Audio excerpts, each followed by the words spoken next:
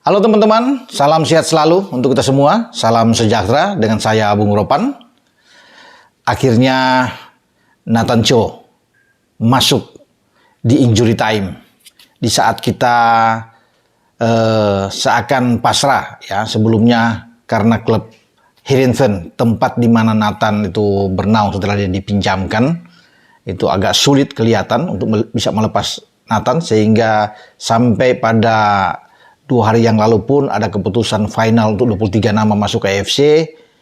Nama Nathan tidak berada di dalam list 23 pemain untuk Piala Asia U23 yang nantinya akan berlangsung mulai di mana Indonesia hari ini bertarung menghadapi tuan rumah Qatar di Stadion Jassim bin Hamad di Doha. Akhirnya Ketua Umum Pak Erick Thohir memastikan, mengkonfirmasi bahwa Heerenveen melepas juga Nathan Cho untuk bergabung dengan tim U23 kita. Ini menegangkan memang karena dia dilepas ya, dipastikan itu sehari menjelang pertandingan kita menghadapi Qatar. Dan Pak Erick sudah mengatakan ya, alhamdulillah bahwa semua ini bisa terjadi. Segala upaya dilakukan semaksimal mungkin agar pemain-pemain yang kita butuhkan, baik yang dari luar negeri maupun yang ada juga di Liga 1, semua bisa bergabung di dalam tim dan ya klub-klub bisa melepas, termasuk dengan Justin Hopner ya, walaupun dia akan menyusul, tapi Justin akan memperkuat tim nasional kita. Namun kabar gembira dengan Nathan ada, ini luar biasa ya. Berarti STY harus bisa memilih, karena kan sudah ada 23 nama.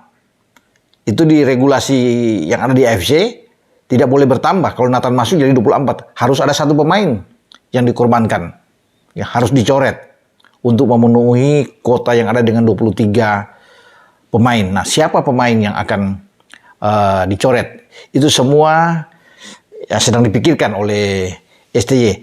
Karena posisi Nathan Cho ini di belakang. Nah, skuad kita dari 23 itu kan 3 kiper, 9 pemain belakang, ada 5 di posisi tengah atau gelandang, dan 6 di posisi lini serang. Kalau mengacu dari sini, dengan 9 pemain belakang berarti di pemain belakang, karena Nathan pemain belakang. Ini harus dicoret. Ada beberapa nama, ya memang kelihatan di sana, termasuk Dario Fahmi, ya, yang Donitri, juga Zaki Ashraf. Ini kan nama-nama yang masuk. Tapi kalau melihat dari apa yang ada, Rio ini akan bertahan, ya. Mungkin salah satu di antara, ini mungkin, ya. Semua tergantung STY, karena dia yang punya hak sebagai pelatih kepala, ya dia bertanggung jawab. Ya dia tahu apa yang dia harus lakukan. Zaki Ashraf dan Donitri ini, menurut saya ya kemungkinan, ya bisa saja orang lain, bisa saja pemain lain yang dicoret. Tapi kalau melihat karena Nathan bermain di back sayap, ya bisa saja. Ya. Tidak mungkin Pratama Arhan. Ini pemain inti kita, ya pemain senior yang kita tahu bersama. Tapi masuk di akal, wajar kalau salah satu di antara Zaki dan juga dengan Doni yang bisa dicoret ya. Sehingga dengan satu pemain yang dicoret, masuklah nama Nathan Cho. Dengan kehadiran Nathan Cho ya, dia sudah berangkat, sudah OTW dan hari ini tiba. Di pagi ini berkata Pak Erick itu di hari ini rencana Nathan Cho itu bergabung, tiba. Dan dia siap untuk dimainkan. Karena sebelum dia berangkat kemarin, Nathan itu masih bisa bermain bersama dengan klubnya Heerenveen. Ya, ketika mereka mengalahkan Heracles dengan 0-2 di kandang lawan.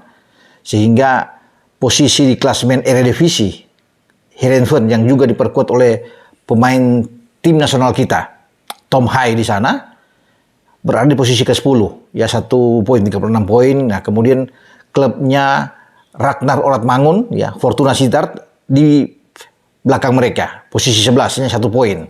Nah, dia mengangkat koper bergemas untuk menuju ke Qatar itu setelah pertandingan melawan Heracles dan menang. Nathan bermain di babak kedua, ya, dan diizinkan untuk pergi memperkuat tim nasional U23 kita. Jadwal yang ada yang saya lihat di Eredivisie itu memang tidak bentrok, sehingga klubnya ini ya, mungkin Kees van Wonderen sebagai pelatih mengizinkan Ya, juga tentunya ada pembicaraan-pembicaraan dengan Pak Ketua Umum untuk bisa meyakinkan klub. Dan setelah melihat dari jadwal memang tidak ada bentrok ke sana. Karena di Liga Utama Belanda di Eredivisie ini akan bermain di antara tanggal 24-25. Ya. Dan tanggal 25 itu Heerenveen kalau nggak salah akan bertemu dengan pemuncak klasmen PSV Eindhoven. Nah, kan tidak akan mengganggu. Kita akan bermain sesuai jadwal tanggal 15 lawan Qatar, tanggal 18 melawan Australia, dan tanggal 21 menghadapi Yordania. Kita berada di grup A. Jadi Nathan itu oke setelah diberi izin karena tidak terbentur dengan jadwal, dan Nathan boleh fokus saat ini bermain dengan tim U23 kita. Nah, STY pasti bangga, STY pasti tersenyum dengan kabar ini, ya, karena dia membutuhkan Nathan, ya. Apalagi kalau misalnya Justin Hubner ikut bergabung di pertandingan pertama ini luar biasa. Belakang kita akan sangat kuat, ya, dengan menempatkan Nathan, Justin Hubner dan Rizky Ridho di belakang. Tapi oke, dia akan menyusul Justin Hubner ini untuk bermain melawan Australia. Tapi Nathan sudah ada, berarti Nathan bisa digeser bermain ke belakang kalau STY bermain dengan 3 back. Ya, tadinya kan kita berharap bahwa ada Ferrari di sana, ada Komang dan juga dengan Ridho. Nah, sekarang berarti salah satu di antara Ferrari dan Komang bisa aja akan duduk di bench, masuk mungkin di babak kedua, terserah STY memasang, tapi Nathan bisa bermain lebih ke dalam. Karena posisi bek kiri pasti akan ditempati oleh Pratama Arhan. Di kanan ada Rio. Nah, kalau kita bicara sekarang sebatas di pemain-pemain belakang, maka Nathan akan bermain itu dengan Ferrari dan juga dengan Rizky Ridho, karena Ridho sebagai kapten kesebelasan. Artinya ini bisa diandalkan kuat karena kita menghadapi tuan rumah, ya, walaupun tuan rumah tidak sehebat tim senior mereka yang menjadi juara Piala Asia pada yang lalu, tapi tetap kita harus fokus menghadapi Qatar karena mereka berambisi untuk bisa mengalahkan kita. Dan kalau melihat juga mereka tidak lebih baik dari Uni Emirat Arab yang kita kalahkan di pertandingan uji coba kedua, ya, di Dubai dengan 1-0 lewat gol Witan Sulaiman. Saya pikir kita bisa melakukan yang terbaik. Kita bisa atasi Qatar, apalagi dengan Nathan datang. Artinya semua ini ada ruang ganti akan lebih bersemangat. Pemain akan termotivasi, ya. Semua dengan kehadiran Nathan Cho, pemain yang mengawali debut di tim nasional senior kita pada 21 Maret yang lalu ketika kita tampil melawan Vietnam, dan dia tampil bagus memang di debutnya dan dipasang kembali oleh STY di pertandingan berikutnya tanggal 26 Maret yang lalu di Hanoi. Dia juga bermain sangat baik, dan tentunya dengan pengalaman tersebut ketika dia ada di U23 ini akan menambah kekuatan buat tim kita. Jadi selamat datang buat Nathan. Ya, pasti para netizen, para penggemar sepak bola timnas Indonesia akan gembira dengan berita ini.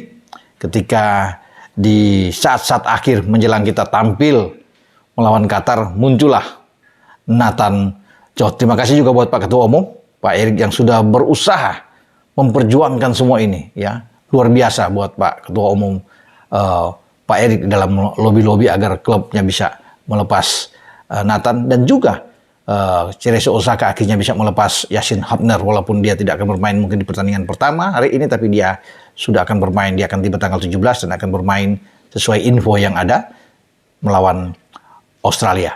Oke teman-teman, sampai di sini pembicaraan kita dengan kabar baik dari kehadiran Nathan Choaon bersama dengan tim U23 kita di Piala Asia U23 yang berlangsung di Qatar mulai 15 April sampai pada tanggal 3 Mei yang akan datang. Dengan saya Bung Ropan berbicara di sini. Terima kasih untuk sponsor channel YouTube Bung Ropan, Sinar Cemerlang, dan juga teman-teman semua yang sudah mensubscribe, share, like, ya, channel YouTube Bung Ropan.